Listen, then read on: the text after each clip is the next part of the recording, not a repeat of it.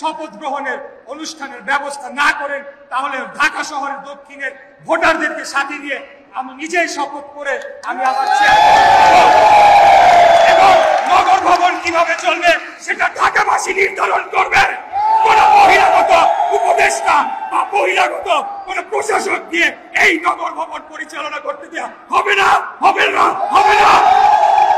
এটাই আমাদের শেষ কথা, এটাই আমাদের শেষ বার্তা। এই নগর ভবন বিগত 2 সপ্তাহ যাবৎ আমাদেরই নিয়ন্ত্রণে ছিল, আমরাই নিয়ন্ত্রণ রেখেছি। এই শপথ কার্যক্রম যদি তারা নাও বলায়, আমি গিয়ে আমার চেয়ারে বসতে পারি, 2 মিনিটও লাগবে না। ঢাকা শহরের জনগণ বারে বারে আমাকে আহ্বান জানিয়েছে, কেন আমি শহীদ মিনারে গিয়ে ঢাকাবাসীকে সাথে নিয়ে শপথ করে দায়িত্ব পালন বা দায়িত্ব গ্রহণ আমি নিজেই কেন নিয়ে নিচ্ছি না। আপনারা সকলেই জানেন যে বাংলাদেশের সর্বোচ্চ আদালত মহামান্য আপিল বিভাগে পূর্ণাঙ্গ বেঞ্চে 7 জন বিচারপতির উপস্থিতিতে, মাননীয় প্রধান বিচারপতির উপস্থিতিতে আমাদের ঢাকা দক্ষিণ সিটি কর্পোরেশনের যে মামলা সংক্রান্ত বিষয় ছিল সেটির বিরুদ্ধে যে রায় আমরা পেয়েছিলাম, তার বিরুদ্ধে যে আপিল করা হয়েছিল হাইকোর্টে, সেটিকে যে খারিজ করা হয়েছিল, তার পরিপ্রেক্ষিতে যে শুনানিটি হয়, এরপরে সরকারের কোনো পক্ষের কোনো সুযোগ নাই যে এখানে আইনি জটিলতা রয়েছে, কারণ সর্বোচ্চ আদালতের পূর্ণাঙ্গ বেঞ্চে এই যে রিট আবেদনটি ছিল সেটিকে নিষ্পত্তি করে ইলেকশন কমিশন অর্থাৎ নির্বাচন কমিশনকেই সর্বসম্মতভাবে ক্ষমতা দেওয়া হয়েছে এই বিষয়ে সিদ্ধান্ত নেওয়ার জন্য। অতএব নির্বাচন কমিশন যে গ্যাজেটটি প্রকাশ করেছিল, ইলেকশন ট্রাইব্যুনালের রায়ের উপর ভিত্তি করে তারা যে গ্যাজেটটি প্রকাশ করে আমাকে ঢাকা দক্ষিণ সিটির মেয়র পদে ঘোষণা করেছিল, সেটি বহাল থাকছে এবং সেটিকে আইন হিসেবে মেনে নিতে হবে। এটাই প্রতিষ্ঠা পেয়েছে সর্বোচ্চ আদালতের রায়ের মাধ্যমে। আপনারা দেখেছেন যে বর্তমান অন্তর্বর্তীকালীন সরকার এবং তার কতিপয় উপদেষ্টা তারা পক্ষপাতদুষ্ট হয়ে তারা আমাদের এই নির্বাচনের রায় নিয়ে টালবাহানা করেছে। দীর্ঘদিন যাবৎ তারা আমাকে শপথ না পড়ানোর মধ্য দিয়ে বাংলাদেশের সংবিধানকে লঙ্ঘন করেছে, নির্বাচন কমিশনের ক্ষমতাকে তারা অসম্মান করেছে এবং আপনারা দেখেছেন তারা আইনের আদালত মানে না, তারা নির্বাচন কমিশন মানে না। তাহলে তারা মানেটা কি? এই বাংলাদেশের মানুষ আমরা যদি আগামীকালকে থেকে তাদেরকে না মানা শুরু করি, সেটার দায় দায়িত্ব কে নিবে? তাদেরকে বসানো হয়েছে এই অন্তর্বর্তীকালীন সরকারকে একটি ছাত্র জনতার রক্তাক্ত গণ অভ্যুত্থানের পরে বাংলাদেশের সকল রাজনৈতিক দল এবং শ্রেণী পেশার মানুষ ছাত্রদের উপস্থিতিতে, বৈষম্য বিরোধী ছাত্র আন্দোলনের ছাত্রদের নেতাদের উপস্থিতিতে বসানো হয়েছিল, যাতে তারা শান্তিপূর্ণভাবে ক্ষমতা হস্তান্তরের যে প্রক্রিয়া সেটিকে সম্পন্ন করার মাধ্যমে জনগণের নির্বাচিত প্রতিনিধিদের কাছে ক্ষমতা হস্তান্তর করে। কিন্তু আমরা যেটা লক্ষ্য করতে পারলাম যে একটা মেয়র, ঢাকা দক্ষিণ সিটির একজন মেয়র, একটা খুবই সামান্য পদ, যদি আমরা পুরো বাংলাদেশের প্রশাসনকে এবং বাংলাদেশের স্থানীয় সরকারকে আমলে নিতে চাই, সেটিকে হস্তান্তর করতে, সেটিকে আদালতের সর্বোচ্চ রায়ের পরেও এখনো শপথ করানো নিয়ে তারা টালবাহানা করছে। তারা কিভাবে আগামী দিনে তাদের অধীনে একটা জাতীয় নির্বাচন নিরপেক্ষ সুষ্ঠু সম্পন্ন হতে পারে, সেটা নিয়ে ইতিমধ্যেই জনগণের মাঝে প্রশ্ন দেখা দিয়েছে। এই সরকার তার নিরপেক্ষতা হারিয়েছে।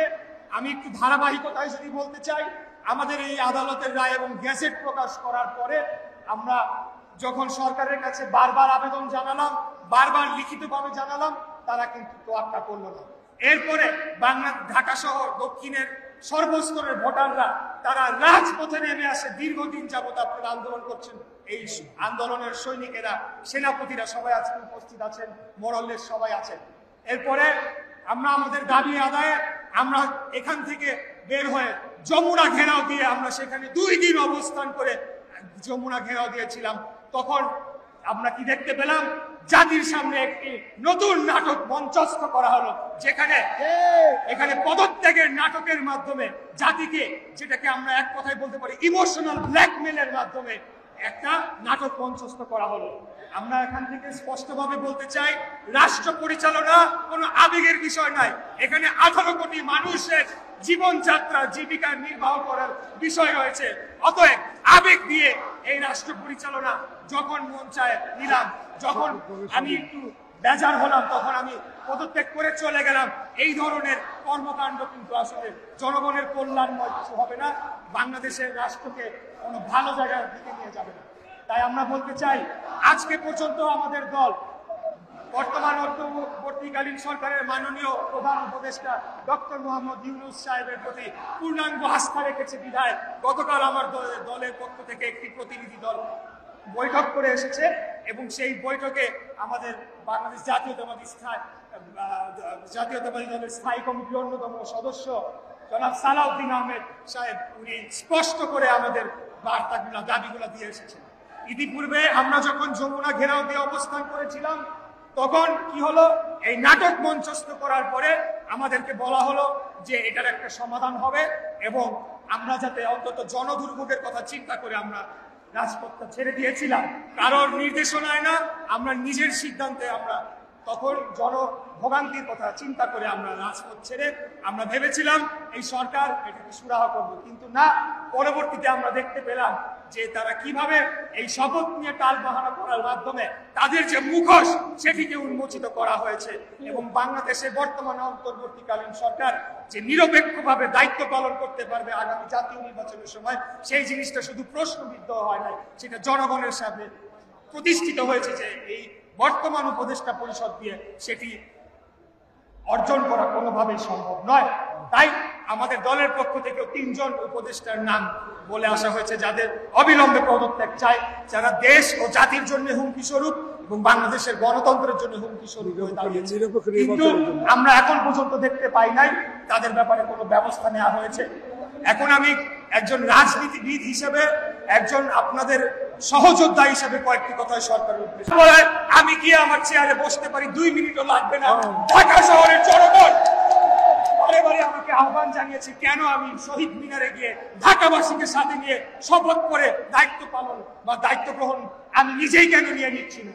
তখন আমরা বলেছি, যেহেতু আমরা একটা নিয়মতান্ত্রিক রাজনৈতিক দল, আমাদের দলের পক্ষ থেকেও আমাদের নেতা বিশেষ করে জনাব সালাউদ্দিন আহমেদ বারবার বিভিন্ন পর্যায়ে যোগাযোগ করেছে।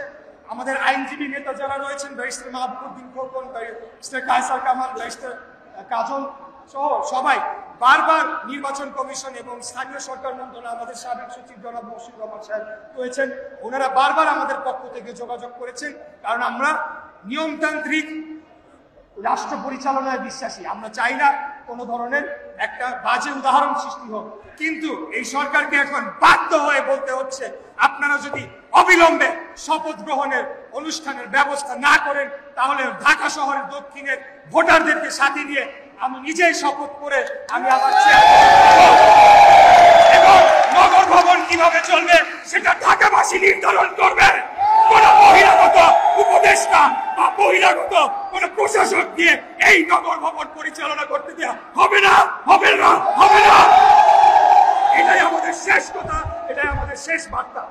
আমি সর্বশেষ যে কথাটি বলতে চাই, আপনারা জানেন যে আমাদের সামনে ঈদ, কোরবানির ঈদকে সামনে রেখে জনভোগান্তির কথা এবং জনগণের যাতায়াতের কথা মাথায় রেখে চিন্তা করে আমরা আমাদের বর্তমান যে নগর ভবন অবরোধ এবং ঘেরাও যে কর্মসূচি সেটাকে কিছুটা শিথিল এবং কিছুটা বিরতি নেওয়ার সিদ্ধান্ত নিয়েছি। এর পরবর্তীতে ছুটির পরে যখনই আমাদের এই শপথ গ্রহণের অনুষ্ঠানের বিষয়ে সরকারের পক্ষ থেকে স্পষ্ট কোনো বার্তা যদি না আসে, আমরা তখন ঢাকার দক্ষিণের স্তরের জনগণ এবং ভোটারদেরকে সাথে নিয়ে দুর্বার আন্দোলন গড়ে তোলার মাধ্যমে ঢাকাবাসীর ভোটের অধিকার প্রতিষ্ঠা করব। এটা আজকে নৈতিক দায়িত্ব হয়ে দাঁড়িয়েছে। এটা আমার একার মেয়র হওয়ার বিষয় নয়, এটা আমার ক্ষমতায় যাওয়ার বিষয় নয়। আমি আবারও স্পষ্টভাবে বলতে চাই, আমি দুঃখ প্রকাশ করতে চাই যে যে জনদুর্ভোগী সৃষ্টি হয়েছে, সিটি কর্পোরেশনকে স্থবির করে ফেলার মাধ্যমে জনগণের সেবার যেটা বিঘ্ন হয়েছে সেটা দায় পুরোপুরি বর্তমান অন্তর্বর্তীকালীন সরকার এবং এই বর্তমান স্থানীয় সরকার মন্ত্রণালয় তার দায়িত্বপ্রাপ্ত উপদেষ্টা এবং কর্মকর্তাদের উপর বর্তায়। তারা সরাসরি সংবিধান লঙ্ঘন করার মাধ্যমে এই আমার যে শপথ গ্রহণ অনুষ্ঠান সেটিকে না করতে গিয়ে সরাসরি সংবিধানকে লঙ্ঘন করেছে, আইনকে অবজ্ঞা করেছে, সর্বোচ্চ আদালতকে অবমাননা করছে। তাই আজকে আমরা যদি আমাদের মূল যে লক্ষ্য ছিল যে বাংলাদেশে একটা সুষ্ঠু, সঠিক, অংশগ্রহণমূলক, গ্রহণযোগ্য, নিরপেক্ষ নির্বাচন, জাতীয় নির্বাচনের মাধ্যমে জনগণের সরকারকে রাষ্ট্র ক্ষমতায় নিয়ে যেতে হবে, সেটা যদি আমরা অর্জন করতে চাই তাহলে এই যে নগর ভবন কেন্দ্রিক যে আন্দোলনটা তৈরি হয়েছে, এই আন্দোলনকে তার চূড়ান্ত লক্ষ্যে না নেওয়া পর্যন্ত আমরা মাঠ ছেড়ে যাব না। এবং আমরা স্পষ্ট ঘোষণা দিতে চাই, কোন বহিরাগত প্রশাসক, কোন বহিরাগত উপদেষ্টা কাউকে এই নগর ভবনে প্রবেশ করতে দেওয়া হবে না। এটা এবং সেটা বাস্তবায়ন করার জন্য আমি নগর ভবনের ঢাকা সিটি দক্ষিণ কর্পোরেশনের সর্বস্তরের কর্মকর্তা কর্মচারী বৃন্দ সহ এখানে উপস্থিত সকলেই যারা এক একজন দীর্ঘ 5 বার 6 বার নির্বাচিত কাউন্সিলর, ওয়ার্ড কমিশনাররা রয়েছে, সব ঢাকার ভোটাররা আমরা এখানে রয়েছি। আমরা সবাই ঢাকার জনগণ, ঢাকার ভোটার, ঢাকার স্থানীয়। অতএব আমাদের নির্দেশনা ছাড়া এই নগর ভবন বহিরাগত দিয়ে আমরা চালাতে দেব না। এই অন্তর্বর্তীকালীন সরকারকে বুঝতে হবে যে এখন পর্যন্ত আদালতের রায়ে এবং জনগণের ভোটে নির্বাচিত মেয়র হিসেবে ধানের শীষের প্রার্থী ইশরাক হোসেন বহাল রয়েছে। অতএব যা কিছু করতে হবে আমাদের অনুমতি নিয়ে, আমাদের সিদ্ধান্ত অনুযায়ী করতে হবে। প্রয়োজনে আমরা প্রশাসক বসাবো, প্রয়োজনে আমরা ওয়ার্ডে ওয়ার্ডে প্রশাসন বসাবো। যতদিন না পর্যন্ত আগামী নির্বাচন অনুষ্ঠিত হচ্ছে ততদিন পর্যন্ত আইনগতভাবে সর্বোচ্চ ক্ষমতার এই নগর ভবনের যে সকল কার্যক্রমের অধিকার একমাত্র কেবল আমাদের কাছেই রয়েছে। এটাই হলো আমাদের বার্তা, এটাই হলো আমাদের শেষ কথা। আমরা আন্দোলন ছেড়ে যাচ্ছি না, এই আন্দোলন চলমান থাকবে।